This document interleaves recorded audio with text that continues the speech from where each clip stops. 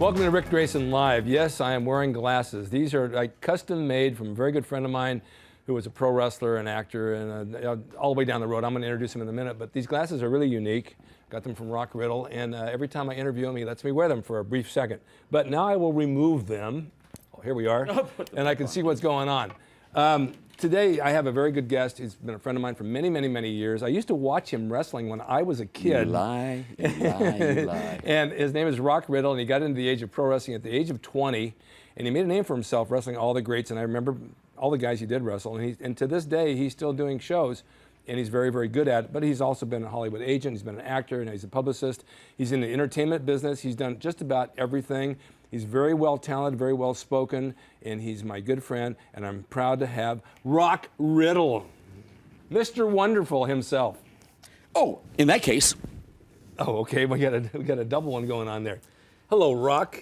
Hello, Rick. Keep it loose, brother. Oh, gee. Listen, yes. We've known each other for a long, long time. Our birthdays are what day? July 12th. Yes, we are. July 12, 1973 for me. People say, I can't believe that you would admit that, Rock. You're actually going to be like 41 years old? Well, you're 2 years older than me, so that's okay. I thought we were 29 years difference. No, 2 years. Oh, okay. Anyway, I got you on here to talk a little bit about your career because you've done so many things that we know about, and many things you don't know about. I pretty much know all of it. You know the 3 separate counts of first-degree murder and possession of burglary equipment? Yeah, I do. Okay. Okay. Then you do know it all. What sparked your interest as a kid? I mean, did you watch wrestling as a fan, or is it something that one day you said, look, I just want to be a pro wrestler, or what? How'd that come about? I was 14 years old. Enough about that. So after... That's a 20-minute answer. No, go ahead. At the age of 14, I remember I was a really, really shy kid. I was sitting in the back of the classroom, and the teacher hadn't come in yet. And all the kids, this is in North Carolina, so they had these strange accents. And all of the kids were saying, you know, him Rip Hawk and Swede Hansen, them guys that says we're ignorant dirt farmers, and they ought, and I think they ought to be kicked out of the state. They shouldn't be allowed to wrestle at all. They're the worst scum on the whole planet. So after hearing 10 minutes or so of this, I thought, I have to find out what this is. I had never seen professional wrestling in my life. The following Saturday, I am sitting in my living room on the rug watching at 11 o'clock in the morning, and it's professional wrestling live. Charlie Harville was the announcer, and it's live from from Greensboro, High Point, Winston-Salem, North Carolina. I see these 2 amazing blonde, bigger-than-life humans, bleached blonde, tanned. The leader of the 2 was Rip Hawk. And I remember it was the Johnny Weaver and George Becker were the good guys, and of course, Rip and Swede were the bad guys. Live, right there on television, a local person, a normal person, made a presentation from their fan club to George Becker and Johnny Weaver. And it was a plaque, and it was an old-style radio.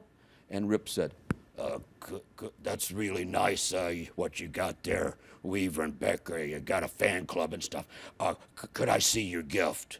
This is so nice. So Johnny Weaver reluctantly handed it to him. Rip took the radio, he put it above his head, smashed it to the floor into about 1,000 pieces. And he says, oh, gee, I'm sorry. I must have dropped it. And then, of course, this melee ensued. And I watched this man who was so much bigger than life, and I saw him doing everything he could to prevent himself from smiling because he had so much joy, and he was so happy that everybody totally hated him. In that part of the country, if you had said, who's worse, Rip Hawk or Adolf Hitler?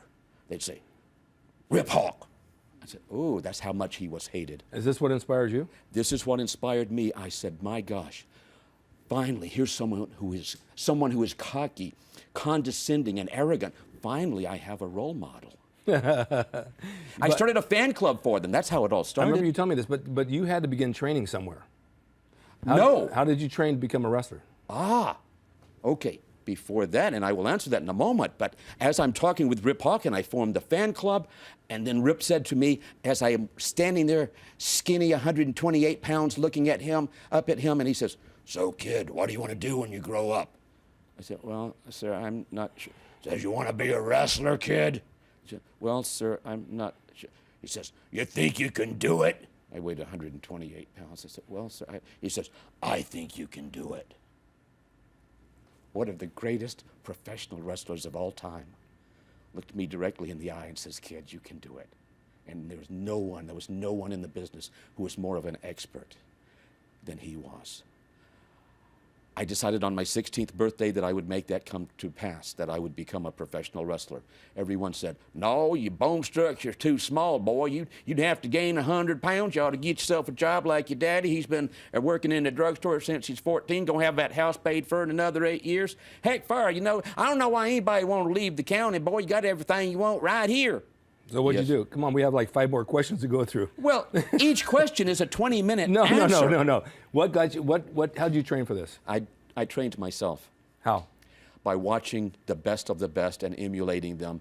And my thought process was, if I could sit front row ringside and see my ultimate hero or anti-hero in the ring, what would he look like? Who would he be? What would he be? What would he do? So I trained myself. My first match, I was main event, and I got $5 for it in Tampa, Florida, I believe. And I was thrown into the ring ropes. I had never done that. I'd never been in a ring. I went gluteus maximus first, out, landed on the back of my head. But I had so much adrenaline that I popped right back up, to the amazement of the people in the ring and the people at ringside. But I trained myself. And that got you going?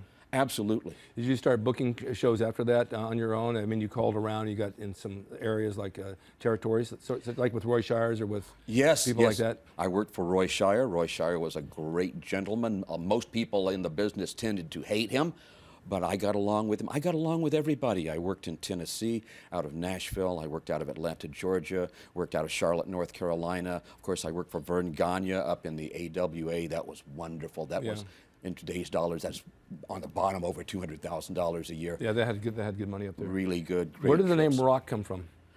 7th grade in high school. And how'd that come about? I was the person who was picked on by the bullies. Yeah. I was the little skinny kid, but boy, did I come back and show them. But there was this one kid, big guy, who'd been left back, held back a couple of grades. Paul was his name. In fact, I think his last name was Jones, not to be confused with the wrestler by the same name. But this big guy, Paul, at one time he says, making fun of me, he says, hey, Rock Hudson. And I said, oh, okay. Before that, I was a junior. I was a small version of somebody else, and who may have lived vicariously through me, and I never had my own identity. And I said, Rock, that sounds good. So then people started calling me Rock, and it's the only name I know now. It's great. It's a good name.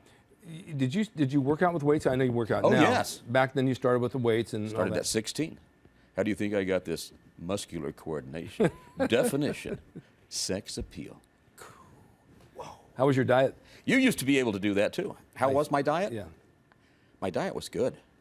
I gained 100 pounds in a short period of time. I was in college, and I would, between classes, I would run back to my car in a little ice chest. I would drink what was called Nutriment. I think it still exists. Nutriment. Yeah, you buy in a can.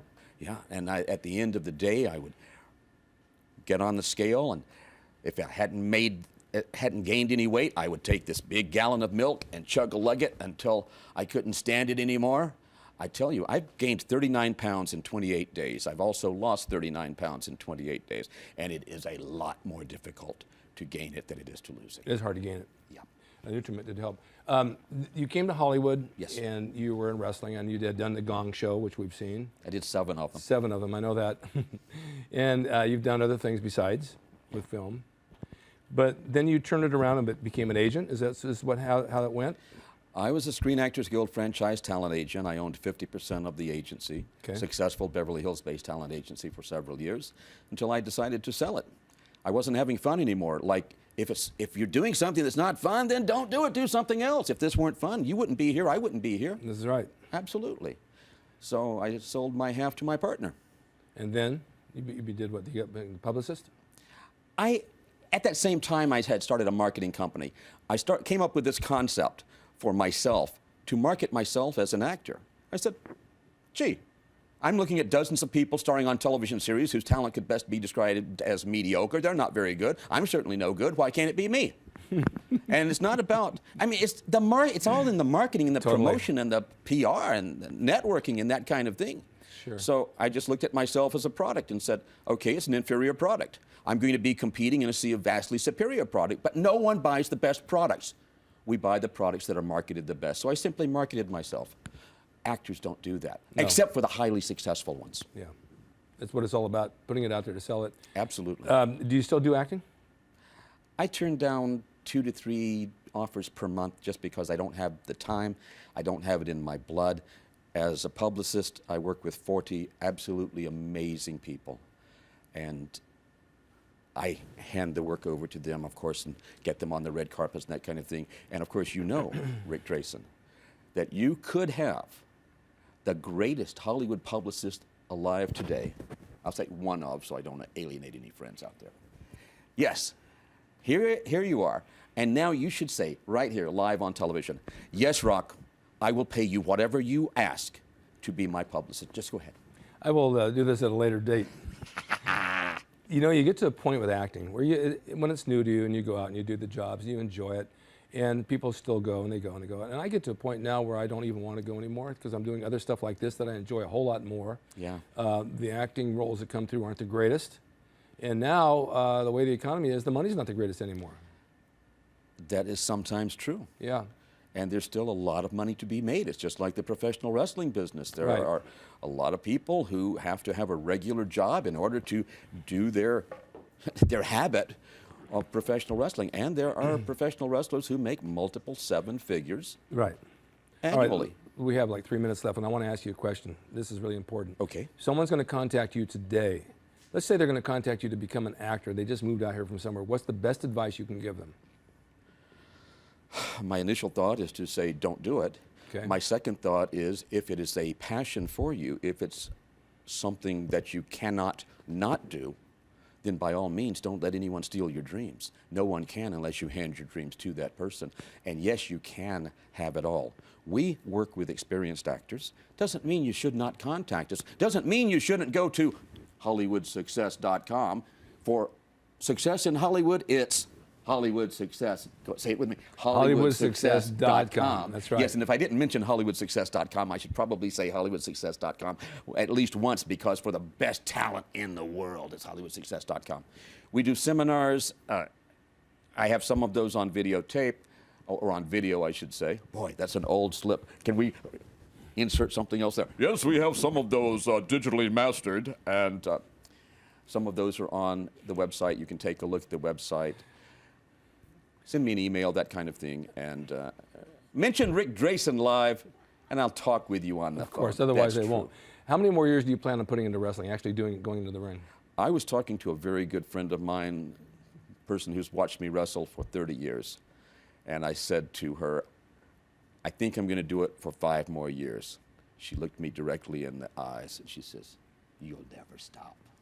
You'll never stop. Oh, there comes to a point where you stop. It just happens. It just comes to that point.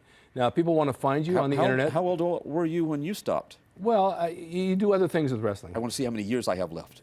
Well, you're ahead of me, so I don't know. You come to a point where you say, you know, I don't want to take those bumps anymore. You've gone to that point, too. You don't want to keep taking bumps the rest of your life. It's going to destroy your body. Yeah. So you got to come to that point where you have to maybe come in and do something else, which you've been doing, and it still works, but you get to the point where you don't want to. All right, so where can people find you on the internet? We have 1 minute to go here. HollywoodSuccess.com. Okay, and they can reach you through there? Yep. And this is to have you as a publicist and push their career and help them. We only work with 40 people, so if all of your listeners and viewers out there want me, I'm sorry, that's about, what do you have, 13 million?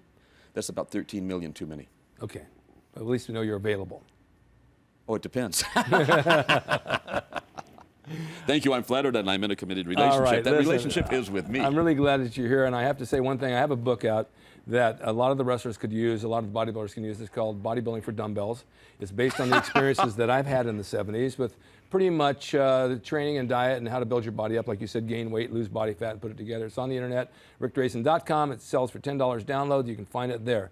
And I also want to thank you for being here because we've done several shows together. Yes, we have. And we will do several more. And maybe you can wear that same shirt again at some point. Or rotate it to the red one. And before we went on the air, you were saying, wow, I've never seen that shirt before. That's great. I love that tie. And now you want people to think that I wear the same clothing more than once. No. You integrate it with different colors and they all match and it looks very good on you. So my suggestion is if you want to become an actor and you want to get into the business, the entertainment business, see Rock at HollywoodSuccess.com. He will guide you in the right direction. If you don't have what it takes, he'll tell you that too. Yeah. But it's a hard business. You got to have plan B. You got to have an income, right? To survive until you finally make it. And that would be my tip of the week. You know, have plan A, be an actor, have plan B, go work at the restaurant or whatever you have to do to keep yourself going. And plan C, see you. Or that would be plan A, see you. That's plan A. That's plan A. And don't have a plan B. If you have a plan B, you may be able to give yourself an excuse to go to plan B. If I had a plan B in the wrestling business, I would not be in the wrestling business. Plan B was, plan A is become a wrestler, plan B, show up at the matches, right? That's it. Thank you for watching Ric Drasin Live. We're here next week at 12:30 with another guest. And stay tuned for news and weather next. Did you know that's coming on? And traffic. That's amazing. Yes. Holy mackerel. I am so amazed. Should be. Yeah. Hi, I'm Ric Drasin. For tips on health and nutrition and fitness and bodybuilding and wrestling and all the stuff you want to know, subscribe to me on emPOWERme.tv. I'm on every Friday at 12:30 p.m. I'm looking forward to meeting you. And stay healthy.